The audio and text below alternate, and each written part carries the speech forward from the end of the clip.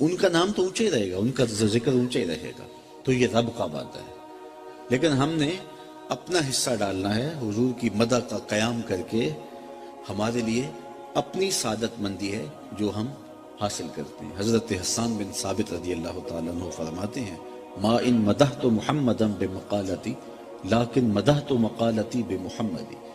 لوگوں میں اپنے شعروں سے ان کی تعریف نہیں کرتا، لیکن جب اپنے شعروں میں ان کا نام رکھ لیتا ہوں میرے شعروں میں حسن پیدا ہو جاتا ہے۔ یہ ساری کھنڈ اسی نام کی ہے، یہ ساری مٹھاس اور یہ سارا شہد اسی نام کا ہے۔ تو ہم نے اس نام کا وظیفہ شعار زندگی بنانا ہے، اور اس سے ہماری قدر و منزلت میں اضافہ ہوگا۔ مجلس حضور کی لگی تھی، ہجوم عاشقاں تھا، نابغہ جادی عرب کا بہت بڑا شاعر حاضر خدمت ہو گیا اور عرض کرنے لگا حضور میں آپ کی مدح میں لب کھولنا چاہتا ہوں۔ حضور نے اجازت مرحمت فرمائی تو انہوں نے وہاں فی البدی حضور کی شان میں ایک شعر پڑھا۔ ماحول ایسا سجا کہ انہوں نے دوسرا شعر پڑھ دیا، تیسرا شعر پڑھ دیا، 5 شعر کہہ دیے، 10 شعر کہہ دیے، 20 اشعار کہہ دیے، 40 اشعار کہہ دیے، 100 اشعار کہہ دیے، حتیٰ کہ 200 اشعار کہے۔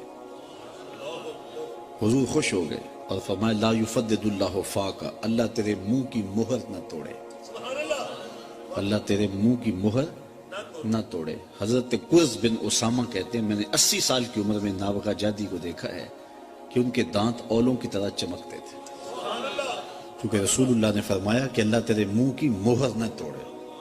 یہاں ایک جملہ کہنا چاہتا ہوں کہ جو شخص حضور کی مدح کرے اس کا چہرہ نہیں بگڑتا، اور جو حضور علیہ السلام کی عظمتوں کو گھٹانے کے لیے کوشاں رہے اس کی شکل سلامت نہیں رہتی۔ تو اگر چاہتے ہو کہ مرنے کے بعد بھی چہرہ تازہ رہے تو حسن محمد کے قصیدے پڑھا کرو۔ اللہ کے محبوب نے دعا دی کہ اللہ تیرے منہ کی مہر نہ توڑے، اور 80 سال کی عمر میں بھی اولوں کی طرح ان کے دانت چمکتے دکھائی دیتے تھے۔ تو یہ میرے اور آپ کی سعادت مندی ہے اور اس میں ہمیں حصہ دار بننا ہوگا۔ باقی حضور کا ذکر اونچا ہی اونچا ہے، ہم نہیں کریں گے پھر بھی ہو رہا ہے۔ مولانا ظفر علی خان نے کہا کہ کیا ہی شان احمدی کا چمن میں ظہور ہے، ہر گل میں ہر شجر میں محمد کا نور ہے۔ چڑیا بھی ترانے انہی کے نام کی پڑھ رہی ہیں، کوئلے بھی اپنے لہجے میں نعت ان کی گا رہی ہیں، اور پوری کائنات کے لبوں پہ ترانے میرے حضور کے ذکر کے ہیں۔ تو ہم اس میں اپنی سعادت مندی کے لیے اور اپنی خوشبختی کے لیے، اس کے اضافے کے لیے ہم یہ محافل سجاتے ہیں۔ اللہ تعالیٰ ان محافل کو اپنی بارگاہ میں مستجاب فرمائے۔ ان کے سجانے کا مقصد کیا ہے، ان محافل کے منعقد کرنے کے مقاصد کیا ہیں؟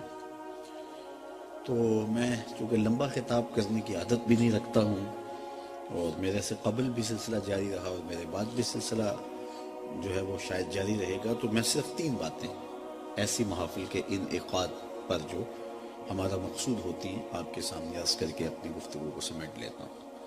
ایسی محافل کو منعقد کرنے کے بنیادی مقاصد ہم میں ملحوظ رہنے چاہیے، اور وہ ملحوظ رہیں گے تو ہمیں ایسی محافل کے نتائج بھی نصیب ہوں گے اور اس کی روحانی برکات بھی نصیب ہوں گے۔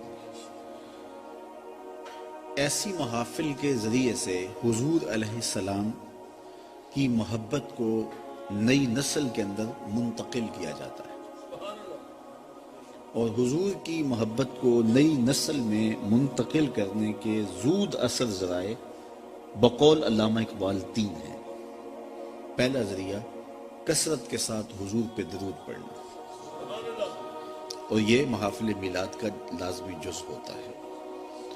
کثرت کے ساتھ حضور پہ درود پڑھو گے تو حضور علیہ السلام کی محبت سینے میں پیدا ہوگی، اور آقا کریم نے یہ بھی ارشاد فرمایا قیامت کے دن میرے سب سے نیڑے وہ ہوگا جو کثرت کے ساتھ میرے اوپر درود پڑھنے والا ہوگا۔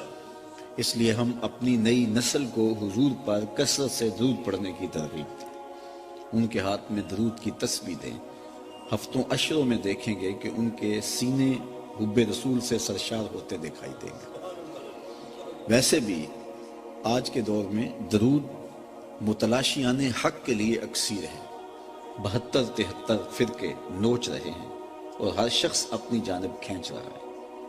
عام آدمی کی سمجھ میں نہیں آتا کہ حق کہاں ہے اور باطل کہاں ہے، اور وہ پریشان ہو جاتا ہے کہ ہر بندے کی زبان پہ تو قرآن کی بولی، ہر شخص کے لبوں پر تو حدیث کی بولی ہے۔ امام زین العابدین سے کسی نے پوچھا اس زمانے میں، حضرت جب کثرت سے فرقے ہو جائیں گے تو حق کو کیسے پہچانیں گے؟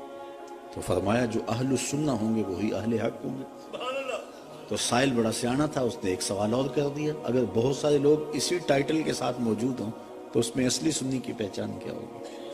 تو امام زین العابدین نے جو جواب دیا سنو، فرمانے لگے من علامات اہل سنہ کثرت الصلاۃ علی رسول اللہ، نشانی یہ ہوگی کہ کثرت کے ساتھ حضور پہ درود پڑھنے والے۔ تو اگر کثرت سے حضور پر درود پڑھنے کا آپ مزاج رکھیں گے تو نتیجے کے اندر جو ہے وہ آپ کے سینے میں حضور کا پیار پیدا ہو جائے گا۔ ویسے درود کا ایک اور فائدہ بھی ہے، اور وہ یہ ہے کہ درود لہجے میں مٹھاس پیدا کر دیتا ہے، رس پیدا کر دیتا ہے۔